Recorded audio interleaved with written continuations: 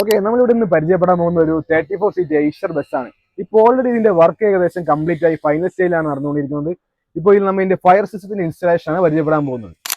നമ്മളിപ്പോൾ ബസ്സിൽ 2 type fire systems ആണ് യൂസ് ചെയ്യുന്നത്. ഒന്നെന്ന് പറയുന്നത് FDSS, fire detection and suppression system.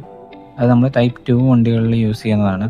പിന്നെയെന്ന് പറയുന്നത് ഫയർ പ്രൊട്ടക്ഷൻ സിസ്റ്റം. അത് നമ്മൾ ടൈപ്പ് 3 വണ്ടികളിൽ യൂസ് ചെയ്യുന്നത്. ഇപ്പോൾ നമ്മൾ കണ്ടുകൊണ്ടിരിക്കുന്നത് FPS ആണ്.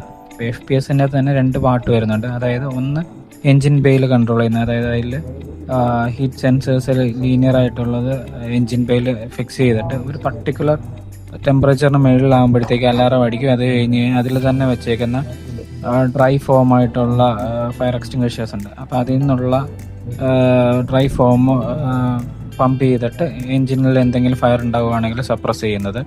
രണ്ടാമെന്ന് പറയുന്നത് വണ്ടിയുടെ ഫുൾ ബോഡിയിൽ നമ്മൾ പൈപ്പിങ് ചെയ്തിട്ട് അതിൽ വാട്ടർ വെച്ചിട്ട് എന്തെങ്കിലും ഫയർ വരുവാണെങ്കിൽ സപ്രസ് ചെയ്യുന്നത്. അതെന്ന് പറഞ്ഞാൽ നൈട്രജനെ ഒരു പ്രൊപ്പലൻ്റായിട്ട് യൂസ് ചെയ്തതുകൊണ്ട് വാട്ടർ ടാങ്കിലുള്ള ഇത് പമ്പ് ചെയ്ത് നമ്മൾ ഫയർ സപ്രസ് ചെയ്യുന്നൊരു സിസ്റ്റമാണ്. അപ്പം ഇതാണ് ഫയർ പ്രൊട്ടക്ഷൻ സിസ്റ്റം എന്ന് പറയുന്നത്. ടൈപ്പ് 3 വണ്ടിയിൽ എവിടെ ഫയർ ഉണ്ടായാലും അതിൽ സ്മോക്ക് ഡിറ്റക്റ്റേഴ്സും ഫയർ സെൻസറും വെച്ചിട്ട് വർക്ക് ചെയ്യുന്നൊരു സിസ്റ്റമാണ്.